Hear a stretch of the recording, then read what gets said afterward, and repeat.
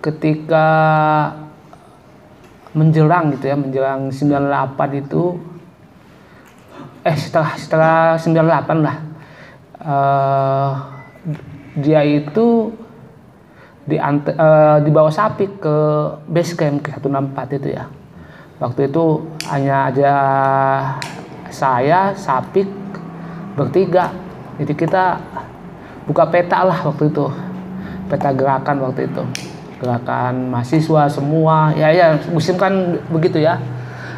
Dia selalu cerita tentang NU itu di mana posisinya, gitu kan. Yang lain itu di mana kayak gitu. Kita buka-bukaan waktu itu dengan dia bawa makanan sendiri waktu itu, gitu. Nah udah itu pertemuan kedua adalah ketika demo. Kalau nggak salah Semanggi 2 apa ya, demo itu kita demo. Saya dipanggil di LKKNU kayak gitu. LKKNU, kamu Gus ini bagaimana manggil-manggil kita demo nih Gus? Nanti ini nggak ada orang di lapangan. Udah kamu di sini aja dulu. Ini supaya semua aman, nyawa aman gitu kan, gitu. Udah itu dia benar, gua kan bingung, apa yang aman nih, nyawa apa yang aman nih gitu kan. Benar, dibuka HP waktu itu, HP monitor gitu ya, yang gitu ya, Nokia itu dibuka, komunikator. Nah, langsung ke ini kan, ke Pangdam. Oh dibuka nih, anak NU nggak ada di situ lagi, gitu. Oh gitu, mainnya ini gitu kan. Tak lupa itu, dua itu. Setelah itu kan strategi presiden kan strategi presiden ya kita komunikasi saja teman-teman gitu. Tapi yang ini, yang saya ini Gus Im itu udah banyak memberikan banyak ilmu ya. Waktu ini juga 96 ya. 96 juga terakhir waktu bakar-bakaran itu, kalau nggak PDI ya itu ya. Udah tuli. Saya kan sempat bakar-bakaran itu di depan Cipto itu ya. Bus tingkat itu loh. Bus tingkat itu bakar-bakaran kan dilihat oleh siapa yang P3M itu ya. Saya lupa namanya itu, yang calon bupati siapa tuh? Bupati Malang atau Pemalang atau siapa ya? Ini ada UGM itu yang temennya. Hah? Bukan takut bukan gua. Kamu ke Gus Im, ke PBNU katanya. Gua ke sana kan ke PBNU, ada Budiman kan, gua cabut aja. Gua pulang. Karena kan ikut lempar-lemparan mobil apa kan? Gitu. Iya, kamu di dalam. Kita kan dua udah ada Budiman, udah apa gitu kan. Kita pulang langsung. Itu 96 gitu. Tapi itu nggak sempat saya ketemu Gus Im. Ya gitu. Nah, udah itu 98 gitu. Tapi yang mau ada beberapa pertemuan gitu ya dengan Gus Im. Tapi yang saya mau gini, Gus Im tuh banyak memberikan inspirasi ilmu gitu ya. Tapi saya lihat anak NU tuh nggak ada yang menjalani. Mengagumi Gus Im, tapi nggak menjalani gitu. Maka yang menjalani itu di luar NU. Misalnya Gus Im itu cerita tentang global. Kita harus mengkaji global gitu ya, lintas negara itu. Itu NU itu nggak sama sekali sekarang nggak ada yang konsisten ke sana. Yang konsisten ke sana malah Endrajit. Endrajit tuh ngaku dia bikin Global Institute itu karena inspirasi dari Gus Im. Sekarang dia bikin buku, ceramah, dan kajian-kajiannya bagus tentang timur, semua negara bagus. Kayak menteri luar negeri lah. Menteri bagus ya di negara itu. Kita ketemu juga sangat baik sekali kayak gitu. Tapi orang NU itu nggak ada yang melakukan itu. Jadi apa yang kalian kagum terhadap Gus Im kayak begitu? Gitu. Harusnya apa yang kata Gus Im kita sekarang mengimplementasikan ide-idenya dia. Biarpun sekecil apapun harus implementasi. Saya Wibimemar terakhir waktu 7 hari itu sama Sapik gitu ya, Eman gitu, sama ada beberapa orang gitu. Si Rocak waktu itu nggak ini. Terakhir kita ternyata Eman itu kalau Gus Im itu fotokopi buku itu Eman dapat. Nah itu mau dikeluarin semua. Sapik juga mau dikeluarin buku-bukunya dari Gus Im ini mau diwacanakan kembali, mencari model gerakan apa yang akan dilakukan ke depan gitu. Jadi menurut saya refleksi apa yang peringatan kayak gini itu, ayolah bareng-bareng kita ini apa idenya Gus Im atau Gus Dur itu kita implementasikan. Karena idenya Gus Dur itu, Gus Im itu banyak sekali yang benar-benar ini yang harus kita terapkan. Saya terakhir itu, saya masih ingat kata-kata Gus Im terakhir ke saya. Cok, musuhmu itu besok, tahu nggak siapa? Siapa Gus? Gus itu musuhmu. Digituin saya. Paham nggak artinya apa itu? Gitu. Gus itulah musuhmu besok. Gitu. Dan mati dia, berarti Gus Muhaimin dong. Gitu. Aduh, itu dibilang sama saya, itu betul. Gitu. Nggak tahu udah dapet ke saya dia ngomong kayak gitu. Tapi terjadi nggak, Cok? Tidak terjadi. Kayak gitu. Gitu. Karena Gus Im ini dia ke NU yang benar-benar bukan yang betul-betul ini ya, apa namanya, di luar garis pesantren gitu loh, yang diambil itu anak-anak gerakan itu kayak gitu loh. Jadi bukan orang yang santri atau apa. Kenapa dia nggak manfaatkan santri-santri itu gitu? Mungkin nggak ketemu pemikirannya atau apa gitu. Tapi Gus Im itu dekat dengan teman-teman di PMI yang abangan gitu loh. Yang PMI yang bukan santri di NU kan, dia abangan itu atau nasional di NU kan, nah itu dekat sama Gus Im kayak gitu. Kayak ngojek bukan santri kan?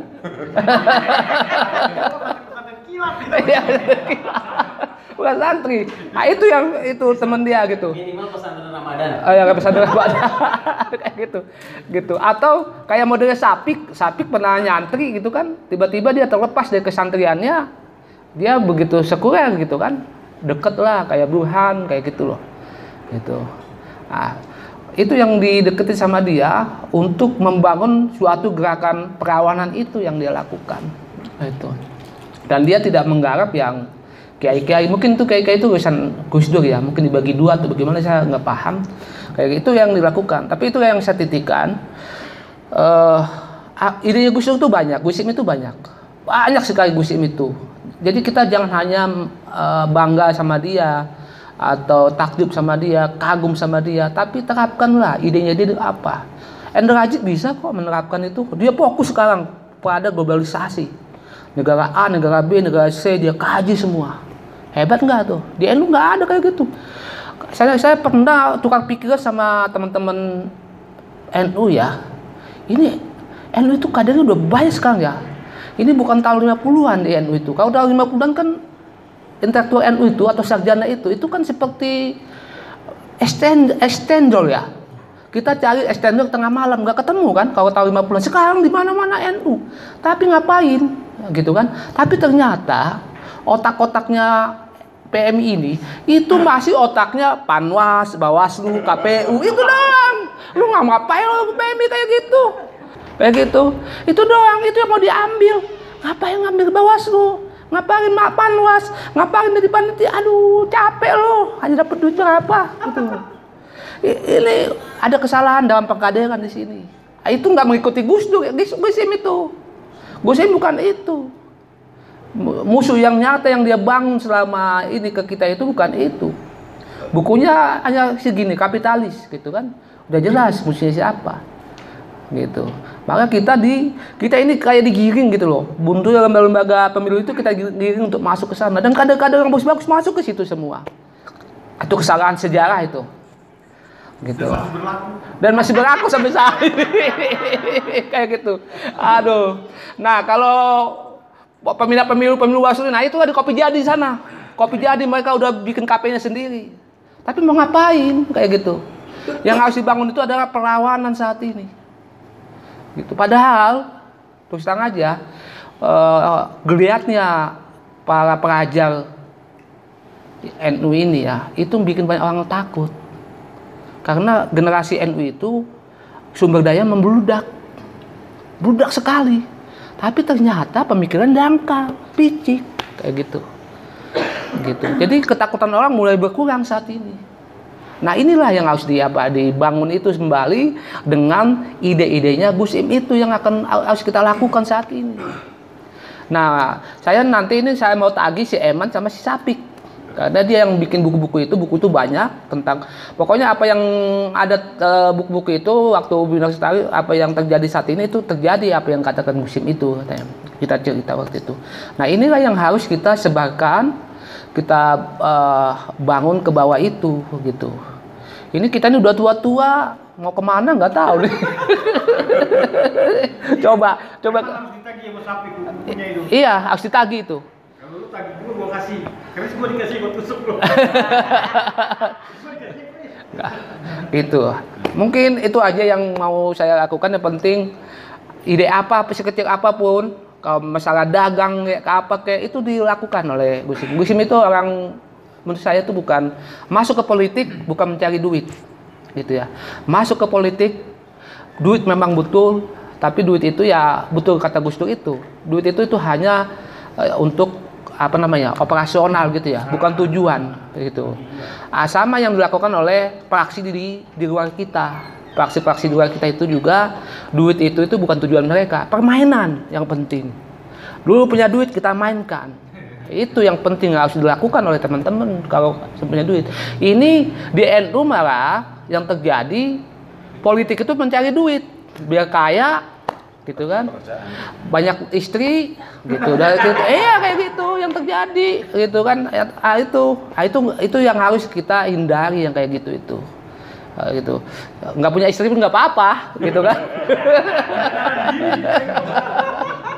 yang penting punya permainan, gitu, gitu, jadi ada apa? Ada dua masalah ke depan itu. Pertama, pemimpin kita itu ya di NU itu bagaimana nggak ada pengkaderan lah kayak gitu ya. Nggak ada pengkaderan, apalagi setelah meninggal Bang Muhyiddin gitu ya. Bang Muhyiddin Gus Im, kalau dulu kan ada mereka kan kita bisa curhat gitu kan.